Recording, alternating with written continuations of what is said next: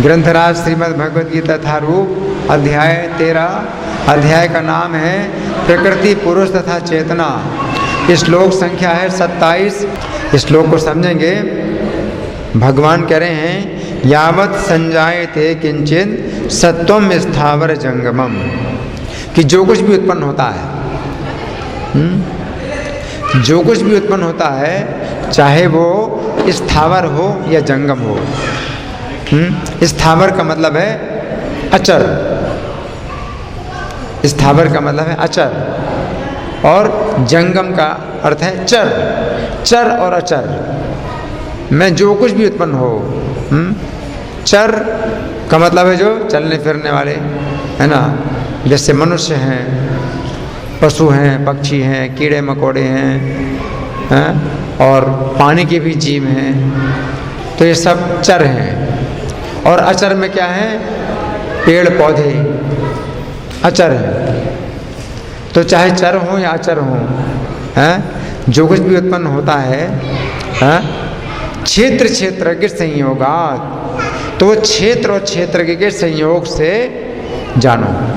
तद्विद्धि भरतर्षभ, हे अर्जुन, इसको जानो कि क्षेत्र और क्षेत्रज्ञ, क्षेत्र और क्षेत्रज्ञ के संयोग से ही उत्पन्न होता है।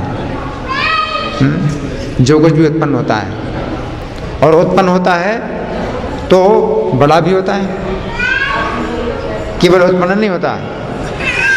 जैसे उत्पन्न होता है तो बड़ा होना शुरू हो जाता है, उत्पन्न होता है, बड़ा होता है, इसके बाद फिर बड़ा होना बंद हो जाता है, रुकावट आती है,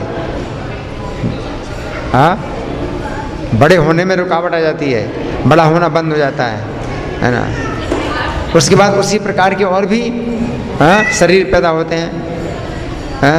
उसके बाद फिर धीरे धीरे क्षय होने लगता है, फिर विनष्ट हो जाता है। क्षय परिवर्तन, चाहे चर हो या अचर हो, उत्पन्न होते हैं, बड़े होते हैं, फिर बड़े होने में रुकावट आ जाती है। उसके बाद फिर उसी प्रकार के और शरीर पैदा होते हैं, उसके बाद फिर क्षीण होता है, इसके बाद नष्ट हो जाता है। छह परिवर्तन है, चाहे चर हो या अचर हो, ये छह परिवर्तन होते हैं। तो भगवान कह रहे हैं कि जो कुछ भी उत्पन्न हो, चर हो या अचर हो, क्षेत्र और क्षेत्रज्ञ के संयोग से ही होता है। क्षेत्र मतलब शरीर, और क्षेत्र का मतलब जीवात्मा, शरीर और जीवात्मा। तो अकेला जीव नहीं उत्पन्न होता, अकेला जीव नहीं उत्पन्न होता, और शरीर भी अकेला उत्पन्न नहीं होता। जीव के साथ ही शरीर पैदा होता है, या शरीर के साथ ही जीव पैदा होता है, नहीं तो शरीर कभी पैदा नहीं होता और जीव भी कभी पैदा नहीं होता। शरीर का जो निर्माण है वो जीव के कारण ही होता है ना। अब हम सुनेंगे प्रभुपाद तात्पर्य में क्या लिखते हैं। श्रील प्रभुपाद की जय। इस श्लोक में ब्रह्मांड की सृष्टि के भी पूर्व से अस्तित्व में रहने वाली प्रकृति तथा जीव दोनों की व्याख्या की गई है। हाँ, जो कुछ भी उत्पन्न किया जाता है वो जीव तथा प्रकृति का संयोग मात्र होता है। वृक्ष, पर्वत आदि ऐसी अनेक अभिव्यक्तियां हैं जो गतिशील नहीं है, इनको भगवान ने क्या कहा है? अचर। वृक्ष, पर्वत ये सब क्या है? अचर हैं। इनके साथ ही ऐसी अनेक वस्तुएं हैं जो गतिशील हैं, और ये सब भौतिक प्रकृति तथा परा प्रकृति अर्थात जीव के संयोग मात्र हैं। गतिशील यानी चर। तो चर और अचर जो कुछ भी उत्पन्न होता है, क्या है? भौतिक प्रकृति और परा प्रकृति के संयोग से होता है। भौतिक प्रकृति का मतलब शरीर, और परा प्रकृति का मतलब जीवात्मा। आगे परा प्रकृति जीव के स्पर्श के बिना कुछ भी उत्पन्न नहीं हो सकता। क्या कहें कि परा प्रकृति जीव के स्पर्श के बिना कुछ भी उत्पन्न नहीं हो सकता। प्रभुपाद जो बता रहे हैं, इस बात को समझना है। कुछ भी नहीं उत्पन्न हो सकता। जब तक जीव का स्पर्श ना हो, कोई भी शरीर पैदा नहीं हो सकता। क्योंकि जीव के कर्म के अनुसार ही उसको शरीर प्राप्त होता है। तो शरीर अपने आप में कभी नहीं बनता जब तक जीव ना हो, तब तक शरीर नहीं बनता। जैसे कि मनुष्य का शरीर, मनुष्य के शरीर में क्या होता है? मनुष्य के शरीर में क्या होता है कि जिस समय स्त्री पुरुष का संयोग होता है, तो उस समय जीव वीर्य के माध्यम से स्त्री के उदर में प्रवेश करता है। स्त्रिया प्रविष्ट उदरम रेता जीवो रेता कणाश्रया। स्त्रिया प्रविष्ट उदरम जीवो रेता कणाश्रया। रेत कण के आश्रय लेकर के जीव स्त्री के शरीर में प्रवेश करता है। और जैसे जीव प्रवेश करता है वीर के कण का आश्रय लेकर के, तो उसी समय से आकार बनना शुरू हो जाता है। कललम तो एक रात्रेण, एक रात्रि में वो कलल होता है, रजवीर का संयोग होता है। पंचरात्रेण बुद्बुदम, 5 रात्रि में वो बुलबुला बन जाता है। कललम तो एक रात्रेण पंचरात्रेण बुद्बुदम दशाहेन तो करकंधो। और 10 रात्रि में वो जो है बेर के आकार का बन जाता है ना। पेशेंडम वा तथा परम, उसके बाद फिर या तो अंडा बनता है, पक्षियों में अंडा बनता है और मनुष्यों में पेशी बनता है। मासेन तो सिरोद्वाभ्याम, 1 महीने में सिर बनता है। मासेन तो सिरोद्वाभ्याम पुरुषो अंग्री बहावहा, 2 महीने में हाथ हैं पैर हैं वो बन जाते हैं। तो कैसे बनता है शरीर? कैसे बनता है शरीर? जब जीव जो है प्रवेश करता है तब जो है शरीर बनता है। चाहे वृक्ष का शरीर हो, चाहे पशु का हो, चाहे पक्षी का हो, कीड़े मकोड़े, किसी का भी शरीर कैसे बनता है? जब जीव उसमें होता है ना। और जैसे जीव होता है तो बड़ा होना शुरू हो जाता है। उत्पत्ति के बाद वृद्धि, बड़ा होगा। फिर ऐसा नहीं हो सकता कि बड़ा ना हो, बड़ा होगा। बड़ा होता है, उत्पत्ति वृद्धि, उसके बाद अस्तित्व, फिर बड़ा होना आगे चल करके बंद हो जाता है। क्योंकि बड़ा अगर होता रहेगा तो बहुत बड़ा हो जाएगा, लेकिन एक सीमा में उसका बड़ा होना बंद हो जाता है ना। फिर उसी प्रकार के और शरीर पैदा करता है। स्त्री का शरीर, पुरुष का शरीर, कोई भी शरीर हो, उसी प्रकार के शरीर और पैदा होते हैं। इसके बाद क्षीण होता है, वृद्धावस्था आती है, उसके बाद विनाश, मृत्यु हो जाती है। तो 6 के 6 परिवर्तन होते हैं शरीर में। लेकिन जीव जब तक ना हो तब तक ये कुछ नहीं होता। जब तक जीव ना हो शरीर में, अब शरीर में जीव है तो शरीर उत्पन्न हुआ, फिर बड़ा होने लगा। अगर जीव निकल जाए तो शरीर उसी समय नष्ट हो जाएगा। अगर जीव निकल जाता है शरीर से तो शरीर जो है उसी समय नष्ट हो जाता है ना। तो भगवान ये बता रहे हैं, आगे प्रभु लिखते हैं, भौतिक प्रकृति तथा आध्यात्मिक प्रकृति का संबंध निरंतर चल रहा है और ये संयोग परमेश्वर द्वारा संपन्न कराया जाता है। ये संयोग परमेश्वर के द्वारा, दोनों का संयोग। कौन सा संयोग? भौतिक प्रकृति और आध्यात्मिक प्रकृति का संयोग परमेश्वर के द्वारा।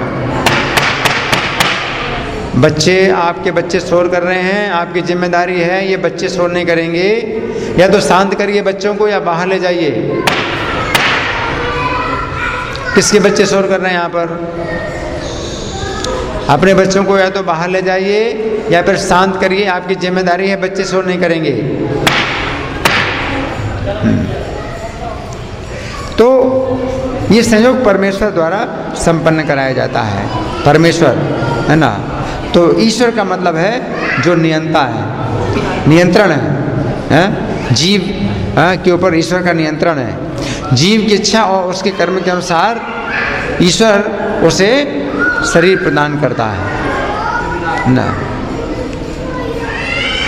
जीव इसमें अपना चुनाव नहीं कर सकता।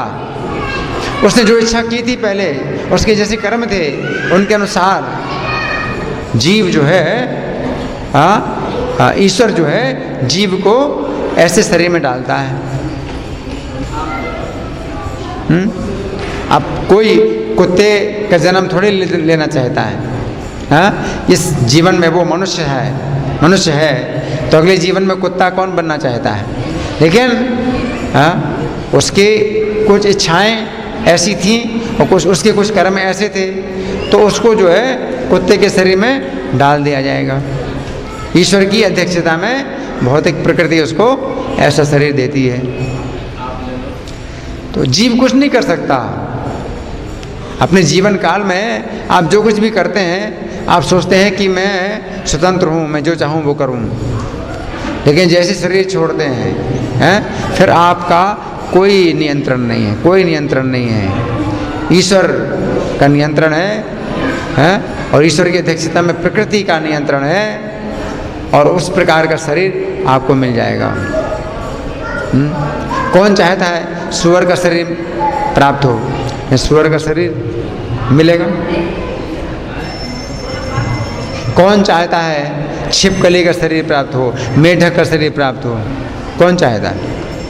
लेकिन मनुष्य जीवन में ही ऐसे कर्म होते हैं कि 84 लाख योनियों में जाना पड़ता है।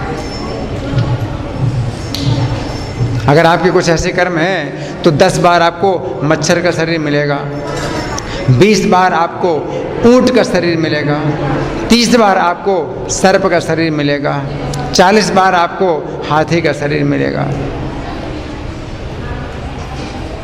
इस मनुष्य के जीवन में ही इतने कर्म हो जाते हैं कि लाखों लाखों जन्मों तक मनुष्य का शरीर नहीं मिलता।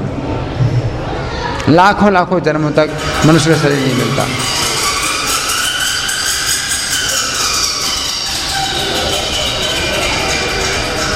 मनुष्य के शरीर में इतना खतरा है, मनुष्य के शरीर में इतना खतरा है कि आप जानते हैं नहीं जानते हैं, आप कुछ ऐसा कर्म करते हैं कि जिसके कारण आपको हजारों हजारों जन्मों तक मनुष्य का शरीर ना मिले। मकड़ी है, तितली है और मेढक है, मछली है, कितनी योनियों में आप जन्म लेते रहेंगे और मनुष्य का शरीर नहीं मिलेगा। तो आपका कुछ भी बस नहीं है। आप चाहते हैं कि आप देवता बने या स्वर्ग में जाएं, लेकिन आपके कर्म ऐसे नहीं हैं, तो आपको जो है नीचे जाना पड़ेगा। और सर्प हैं, अजगर है और जो है छछूंदर है, कितने प्रकार के कीड़े, 11 लाख प्रकार के कीड़े, उनकी योनि में भी जाना पड़ सकता है ना। तो यहाँ पर प्रभुपाद लिख रहे हैं कि ये संयोग परमेश्वर द्वारा संपन्न कराया जाता है। परमेश्वर साथ में है आपके, और वे आपके कर्म के साक्षी भी हैं। आपके हृदय में बैठे हुए आपके कर्म के साक्षी हैं। आप जो है सफाई नहीं दे सकते कि मैंने ये कर्म किया, मैंने नहीं किया। आप अपने कर्म की सफाई नहीं दे सकते। वो आपके हृदय में बैठे हुए हैं, साक्षी के रूप में आपके कर्म को सब जान रहे हैं, आपके एक एक इच्छा को नोट कर रहे हैं, उसके अनुसार आपको शरीर मिलेगा। तो परमेश्वर का नियंत्रण है। जितने भी जीव हैं शरीर छोड़ने के बाद यमलोक जाते हैं। यमलोक और वहाँ यमराज है उसके कर्मों का खाता पढ़वाते हैं। चित्रगुप्त से कहते हैं इसके कर्मों का खाता पढ़ के सुनाओ। तो उसको ही सुनाया जाता है, उसके कर्मों का खाता उसको ही सुनाया जाता है और उसको दिखाया जाता है कि उसने ऐसे कर्म किए हैं। और भगवान परमात्मा के रूप में यमराज के हृदय में बैठे हुए हैं, यमराज को इतनी बुद्धि देते हैं कि इसको जो है 10 जन्मों तक छिपकली का शरीर मिलना चाहिए, 20 जन्मों तक प्रेत का शरीर मिलना चाहिए, 30 जन्मों तक राक्षस का शरीर मिलना चाहिए, 1000 जन्मों तक कोई शरीर मिल सकता है, बहुत ही घृणित शरीर मिल सकता है, या वृक्ष का शरीर मिल सकता है, लाखों सालों तक वृक्ष का शरीर मिल सकता है। या किसी को नरक की सजा सुनाई जाती है तो उसको सुनाया जाता है कि इसको 50 लाख साल तक कुंभी पाक नरक में डालो। तो कुछ नहीं कर सकते आप कुछ नहीं कर सकते। 50 लाख साल तक आपको कुंभी पाक नरक में डाला जाएगा, है ना। तो ये परमेश्वर का नियंत्रण है। यमराज जो है ये परमेश्वर के प्रतिनिधि हैं, उनके हृदय पर परमेश्वर ज्ञान देते हैं और जीव के कर्म का वे निर्णय करते हैं कि किसको कैसा शरीर मिलना है ना। आगे प्रभु लिखते हैं, अतः यही परा तथा अपरा प्रकृतियों के नियामक हैं। अपरा प्रकृति उनके द्वारा सृष्ट है और परा प्रकृति उस अपरा प्रकृति में रखी जाती है। इस प्रकार सारे कार्य तथा अभिव्यक्तियाँ घटित होती हैं, है ना। तो यहाँ तात्पर्य, प्रभुपाद का तात्पर्य समाप्त हुआ। तो यहाँ भगवान क्या कह रहे हैं कि क्षेत्र के संयोगात, क्षेत्र के संयोग से ही सब प्रकार के शरीर पैदा होते हैं। और क्षेत्र के क्यों कहा गया है? क्षेत्र का एक अर्थ क्या है? खेत को भी क्षेत्र कहा जाता है ना। जहाँ पर आप पैदावार करते हैं, आप कुछ खेती करते हैं, आप फसल उगाते हैं, तो उसको क्षेत्र कहा जाता है। हरि बोल। उसको क्षेत्र, और क्षेत्रज्ञ का मतलब क्या है? क्षेत्रज्ञ का मतलब है कि जो उस फसल को जानता है, उस फसल को जानता है, उस फसल को भोगता है, उसको क्षेत्रज्ञ कहते हैं। तो जितने भी जीव हैं उनको इसी शरीर में जो उन्होंने बोया है वही वो काटते हैं, उनको भोगना पड़ता है। इस भौतिक संसार में ऐसा नहीं है, आपने फसल उगाई,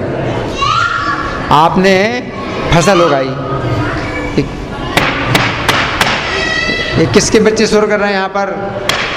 आप मुझसे बार बार प्रार्थना की जा रही है कि बच्चों को संभालिए, बच्चे शोर नहीं करेंगे। जैसे आपने मान लीजिए कि फसल उगाई, धान की फसल उगाई, है ना। तो जितना धान पैदा हुआ आप थोड़ी खा सकते हैं, कोई दूसरा ही खाता है। कोई भी फसल आप उगाते हैं तो आप पूरी की पूरी फसल आप तो नहीं खाते, है ना। लेकिन इस शरीर में आप जो कर्म करते हैं उसकी जितनी भी फसल होती है वो सब आपको ही खानी पड़ती है। जैसे कि आम का एक बीज बोया आपने आम का एक बीज बोया तो उससे आम का पेड़ बनता है और उसके कितने फल होते हैं आप गिन नहीं सकते, है ना। तो आप तो खा भी नहीं सकते। लेकिन यहाँ पर कर्म का जो भी आप बीज बोते हैं उसके जितने फल होते हैं वो सब आपको खाने पड़ेंगे और कई जन्मों तक आपको वो फल खाना पड़ेगा, कई जन्मों तक। कोई पुण्य कर्म करता है तो स्वर्ग में उसको जो है करोड़ों गुना उसका जो है भोग प्राप्त होता है। और कोई व्यक्ति पाप कर्म करता है तो नरक में उसको करोड़ों गुना उसको कष्ट भोगना पड़ता है। उसी प्रकार से जैसे बीज, एक आम का बीज बोया, एक आम के बीज से कितने आम पैदा होते हैं, उसी प्रकार से एक कर्म से जो है आपका कितना कितना भोग होता है। आप सोचिए, मनुष्यों की जनसंख्या कितनी है, मनुष्य की जनसंख्या कितनी है, मनुष्यों की जनसंख्या की तुलना में जो दूसरी योनियां हैं उनकी कितनी संख्या है, मनुष्य की तुलना में दूसरी योनियों की कितनी संख्या है। आप सोचिए, चींटियां, अगर मान लो दिल्ली भर में चींटियों की संख्या अगर आप गिने तो पूरी पृथ्वी में जितने मनुष्य हैं उनसे ज़्यादा चींटियां हैं कि नहीं। और भी घास के छोटे छोटे पौधे कितने हैं, ये सब जो है जीव हैं। तो मनुष्य के अलावा दूसरी योनियों में बहुत ज़्यादा संख्या है, और ये सब योनियाँ प्राप्त होती हैं कैसे, मनुष्य के जीवन में किए कर्म, मनुष्य के जीवन में किए कर्म से ही ये सब योनियाँ प्राप्त होती हैं। और एक मनुष्य जीवन में इतने कर्म कोई व्यक्ति करता है कि लाखों जन्मों तक उसको ये सब योनियाँ प्राप्त होती रहती हैं। इसीलिए तो मनुष्यों की संख्या कम और इनकी संख्या बहुत ज़्यादा है। क्यों?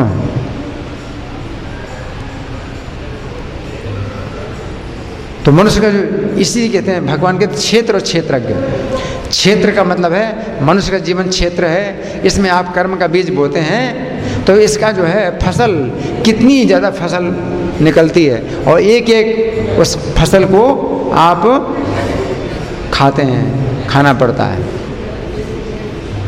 उसकी फसल कितनी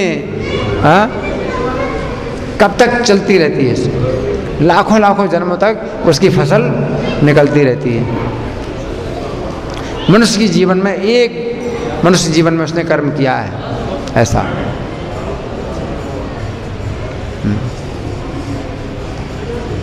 तो ये जो है भगवान बता रहे हैं क्षेत्र और क्षेत्रज्ञ। मनुष्य के शरीर में ही जो है ये क्षेत्र क्या है, ये उपजाऊ है, खेत उपजाऊ है। ये शरीर खेत है, लेकिन मनुष्य का शरीर ही उपजाऊ खेत है जिसमें आप बीज बोते हैं और फसल निकलती है। जो दूसरे प्रकार के शरीर हैं वो उपजाऊ खेत नहीं है, बंजर है। पशु पक्षियों के शरीर में कोई कर्म नहीं बनता, कर्मों का जो बीज है वो जमता नहीं है। पशु पक्षियों के शरीर में कोई पाप और पुण्य का कोई बीज जमता ही नहीं है। लेकिन मनुष्य का शरीर कितनी उपजाऊ जमीन है, सोचिए, खेत कितना उपजाऊ है।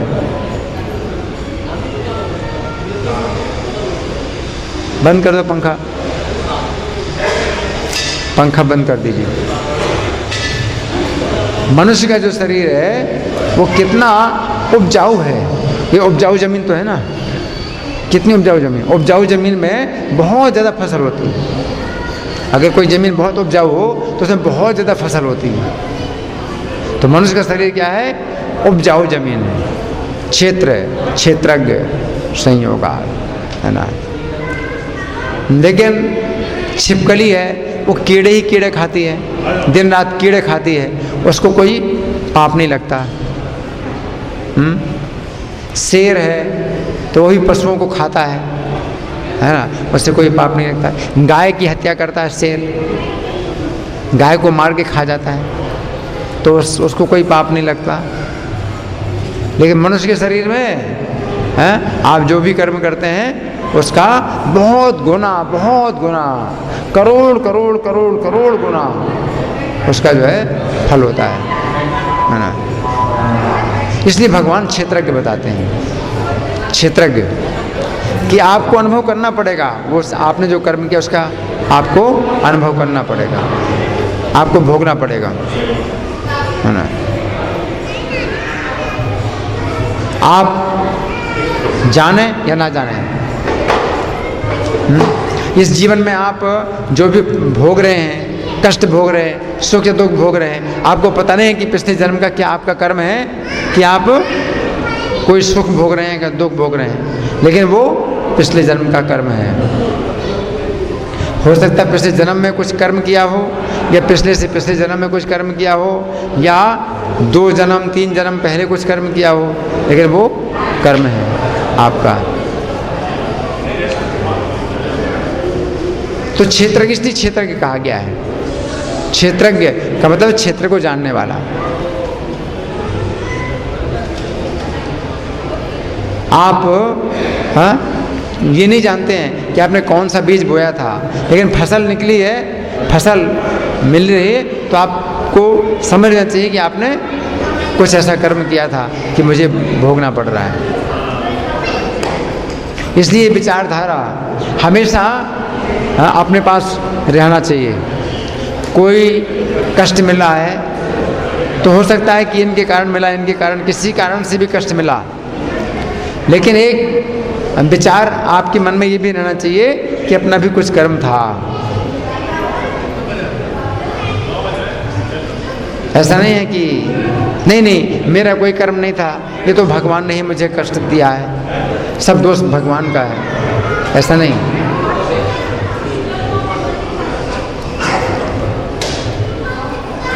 इसलिए जो भी भक्त होते हैं तो वे जो है हमेशा भगवान की कृपा देखते हैं और अपना कर्म मानते हैं। तत्तेनुकंपाम सुसमीक्षमाणो भुंजान एवात्म कृतम विपाकम, कि भगवान की कृपा देखना, हमेशा भगवान की कृपा देखना और अपने कर्म का परिणाम देखना है। अगर कोई सुख मिला, भक्त को कोई सुख मिलता है तो वो क्या सोचता है, ये भगवान की कृपा से मिला है, मेरा तो कुछ कर्म नहीं था। और कोई दुख मिला तो क्या सोचता है कि मेरे कर्म का फल मिला है। भुंजान एवात्म कृतम विपाकम, तो अगर कुछ अनिष्ट होता है तो क्या सोचता है भक्त कि मेरा कर्म है, मेरा ही बुरा कर्म है। अगर कुछ अच्छा होता है तो भक्त क्या सोचता है, ये भगवान की कृपा है, मेरा कोई अच्छा कर्म नहीं है। ये तरीका है सोचने का। तत्तेनुकंपाम सुसमीक्षमाणो भुंजान एवात्म कृतम विपाकम हृद्वाग्मपोभिर विदधन नमस्ते जीवेत यो मुक्ति पदे सदाय भाग। तो जो व्यक्ति अपनी भगवान की कृपा देखता है, अगर कोई सुख मिला है और कोई दुख मिला है तो अपना ही अशुभ कर्म देखता है और हृदय से, वाणी से और शरीर से भगवान को नमस्कार करता है। इस प्रकार से जो जीवित रहता है तो वो मुक्ति पद के योग्य हो जाता है, तो भगवान का उसको पद प्राप्त हो जाता है, भगवान के पद पाने का योग्य बन जाता है। तो ये विधि है ना। आप लोगों की ओर से कोई प्रश्न है या कोई चर्चा, या मैं प्रश्न करूं?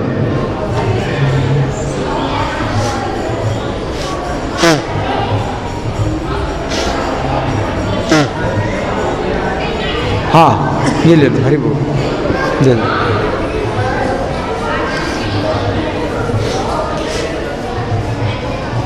हरे कृष्ण प्रभु जी, ये प्रश्न ये है कि जो हमारे पिछले कर्म के फल है वो कर्म कर नहीं सकते, जैसे जन्म पहले में कर्म अच्छे नहीं थे तो वो करते नहीं हम। देखिए ऐसा है कि हमारे 3 तरह के कर्म होते हैं। एक तो है संचित। संचित कर्म है जो लाखों जन्म के हमारे संचित हैं। संचित तो इतना कर्म है, हमारा इतना कर्म है कि उसका कोई हिसाब नहीं है। वो सब भगवान की कृपा से, भगवान की भक्ति से जल जाता है, जिसको कि हम कुछ नहीं जानते, लेकिन भगवान की भक्ति से वो सब जल जाता है संचित। अब उसमें से एक प्रारब्ध होता है, कुछ हिस्सा प्रारब्ध का होता है जो कि निश्चित हो गया है कि हमें वो भोगना है। वो थोड़ा सा ही है प्रारब्ध थोड़ा सा ही है, वो 1 जन्म के लिए होगा, 2 जन्म के लिए, 3 जन्मों के लिए, वो प्रारब्ध है। तो वो जो है भगवान की कृपा से कुछ बदल जाता है और कम हो जाता है, उसमें भी काफ़ी परिवर्तन होता है। नष्ट नहीं होता, लेकिन काफ़ी अंतर पड़ जाता है। जैसे कि सूली का कांटा, सूली में चढ़ना था वो कांटा लगा है, तो वो नष्ट नहीं होता है, लेकिन तो भी बहुत कम हो जाता है प्रारब्ध। और तीसरा है क्रियमाण। क्रियमाण का मतलब जो अभी आप नया कर्म बना रहे हैं, तो नया कर्म बनता नहीं, नया कर्म नहीं बन रहा है, तो भक्ति के द्वारा जो है व्यक्ति के नए कर्म बनते नहीं हैं और संचित कर्म पूरे जल गए। अब प्रारब्ध है, वो प्रारब्ध में भी जो है भगवान की कृपा से वो काटता है, वो भी पार करता है? मच्चित्ता सर्व दुर्गानी मत प्रसादा तरे शशि। मुझ में चित्त लगा करके सब कठिनाइयों को मेरी कृपा से तुम पार करोगे, हैं? तो वो आपका जो प्रारब्ध कर्म है उसके अनुसार आपको जो है वो कठिनाइयाँ उठाने पड़ेंगी, लेकिन भगवान की कृपा से आप पार करेंगे, कठिनाइयों को पार करेंगे। जैसे नौका, आप नदी को पार करते हैं, है ना, तो नाव के द्वारा आप नदी को पार करते हैं तो कितने सुरक्षित है ना। उसी प्रकार से कृष्ण की चरणों की नौका में बैठ करके आप कठिनाइयों को पार करेंगे, है ना। और दूसरा है बिना नौका के हम नदी पार करें, कितना कष्ट है, तो बहुत अंतर पड़ता है। प्रारब्ध में भी जो भोगना है वो भक्त जो है भगवान की कृपा से वो उसके लिए कोई मतलब कष्ट नहीं है, बड़े सुरक्षित रूप से वो पार करता है कठिनाइयों को। और जो अभक्त है तो वो तो कठिनाइयाँ ही कठिनाइयाँ हैं, उसे भगवान का सहारा नहीं मिलता, है ना। तो जैसे पांडवों के जीवन में कितनी कठिनाइयाँ आई, लेकिन कृष्ण का सहारा, कृष्ण का दर्शन,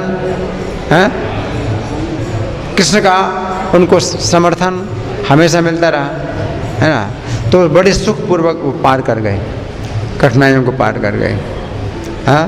जो ब्रजवासी हैं तो वो कृष्ण कथा में हमेशा डूबे रहते हैं, तो उनको तो कठिनाइयों का पता ही नहीं चलता है कि कैसे निकल गई, है ना।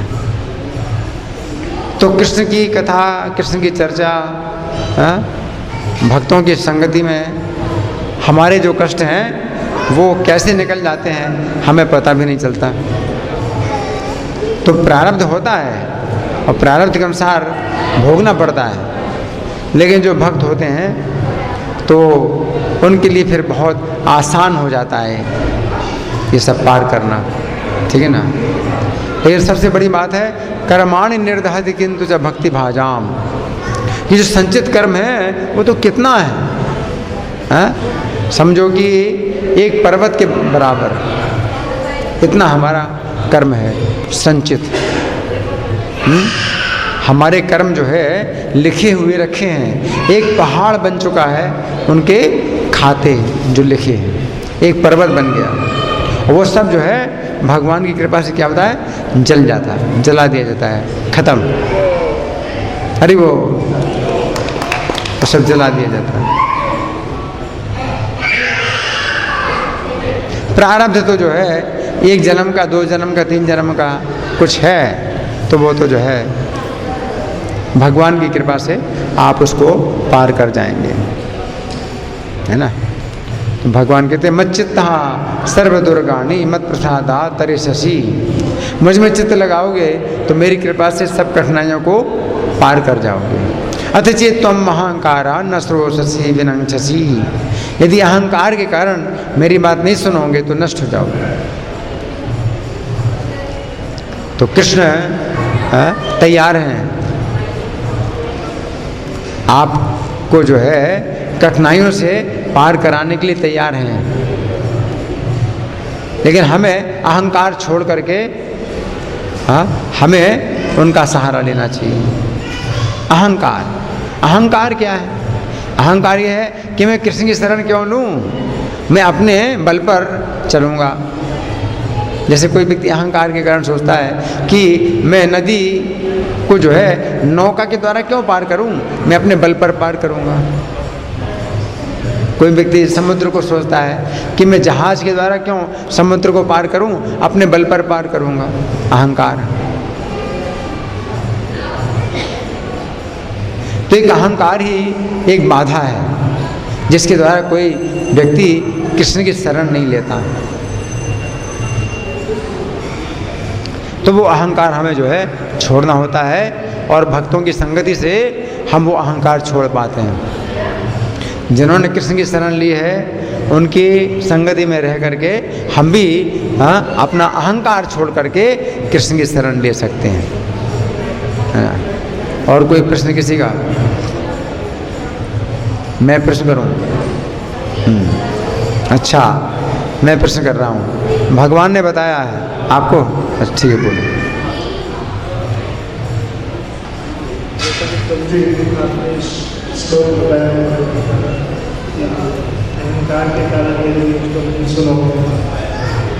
जोर से बोलो।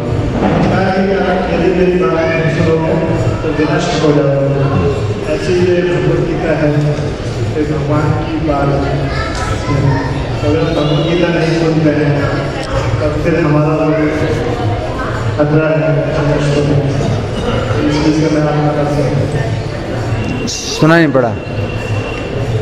जैसे कि भगवदगीता है वो भगवान की बात है, ऐसी पूरी भगवान कह रहे हैं कि मुझे नहीं सुनोगे, अहंकार के कारण नष्ट होता है। यदि अहंकार के कारण उसको नहीं सुनते तो नष्ट हो जाता है। तो अगर हम नहीं सुन रहे भगवदगीता, मौका है हमारे पास सबकी, इसका मतलब कुछ अहंकार है इसके कारण हम नहीं सुन रहे कि हमें पता है, कुछ ज्ञान है, हम जो सुनते नहीं। तो ये भी एक अहंकार है। हाँ, एक गीता महात्म्य में एक श्लोक मैंने पढ़ा था, उसमें ये लिखा है, हाँ, गीतार्थम वाच्यमानम यो ना शृणोति समीपतः ससूकर भवाम योनिम अनेकाम अधिगच्छति। गीता के अर्थ को जब बताया जाता है तो जो व्यक्ति समीप में आकर के नहीं सुनता है वो अनेक योनियों तक सुअर का जन्म प्राप्त करता है। ये गीता महात्म्य लिखा हुआ है। गीतार्थ वाच्यमानम यो ना शृणोति समीपतः ससूकर भवाम योनिम अनेकाम अधिगच्छति। उस सुअर की योनि कई जन्मों तक प्राप्त करता है जो व्यक्ति समीप में आकर के नहीं सुनता है ना। तो ये ऐसा है। तो हमें समझना चाहिए कि अगर हम जो है भगवान का संदेश नहीं सुनते हैं अहंकार के कारण, इसलिए प्रभुपाद भी कहते हैं कि अगर तुम सोचते हो कि तुम मुझसे बड़े परमहंस बन गए हैं कि तुम्हें गीता सुनने की ज़रूरत नहीं है, भागवत सुनने की ज़रूरत नहीं है ना। अगर तुम अपने को बड़ा परमहंस समझते हो हैं तो फिर क्या परिणाम होगा? क्योंकि मैं भी परमहंस हूँ, प्रभुपाद भी परमहंस, तो प्रभुपाद परमहंस है और प्रभुपाद बैठ के सुनते हैं गीता क्लास। तो प्रभुपाद कहते हैं मुझसे बड़े परमहंस मत बनो कि तुमको गीता और भागवत सुनने की जरूरत नहीं है।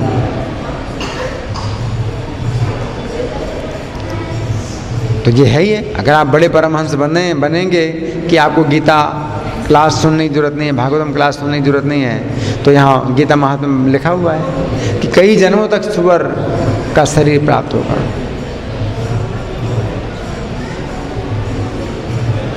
और कोई प्रश्न किसी का? हाँ जी, इनको हैंड माइक। आप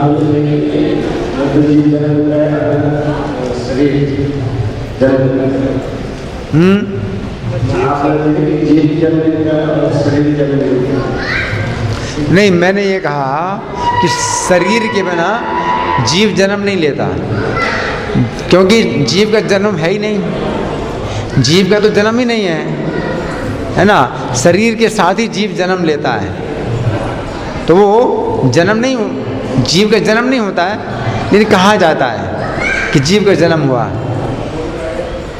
लेकिन वो शरीर के साथ ही होता है ना। जन्म वास्तव में होता क्या है, शरीर का ही होता है, जीव का नहीं होता है, लेकिन जीव के कारण ही शरीर का जन्म होता है, तो हम कहते हैं जीव का जन्म हुआ।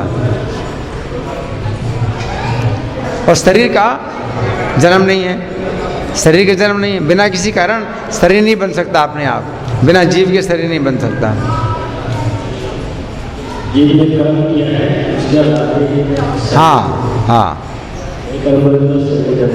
हाँ, शरीर बिना जीव के शरीर नहीं बन सकता कभी।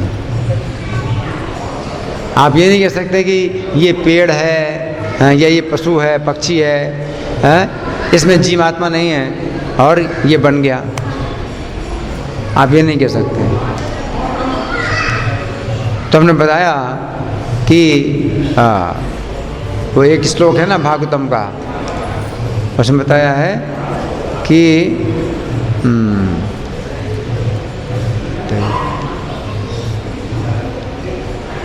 कर्मणा दैव नेत्रेण जंतुर्देहोपपत्तये स्त्रियां प्रविष्ट उदरम पुंसो रेतः कणाश्रया।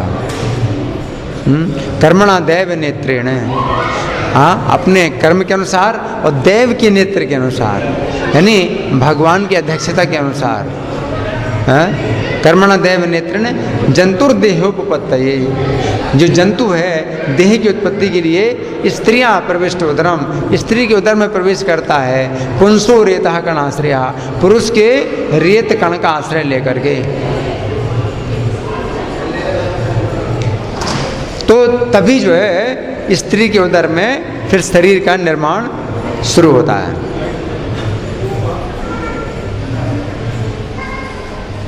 जैसे जीव प्रवेश करता है रेत कण का आश्रय लेकर के स्त्री के उदर में प्रवेश करता है, वैसे ही फिर शरीर उसका बनना शुरू हो जाता है।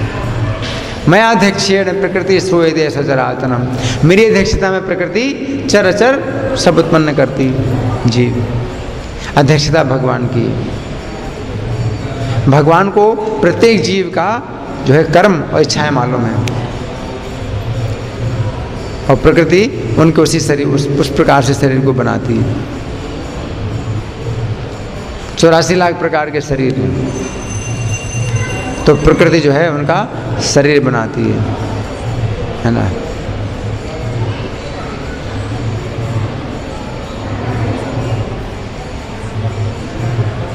हाँ जी, पत्थर में आत्मा, देखिए पत्थर में जीव आत्मा नहीं है, लेकिन जहाँ तक परमात्मा की बात है वो तो प्रत्येक परमाणु के अंदर है।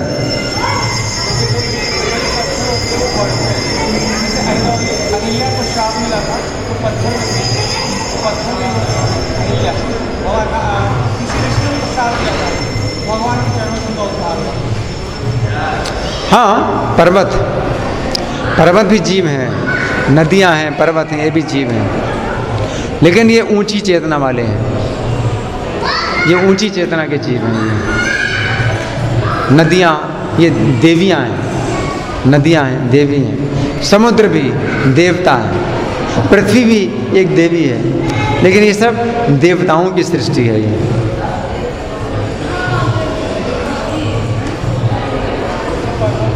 है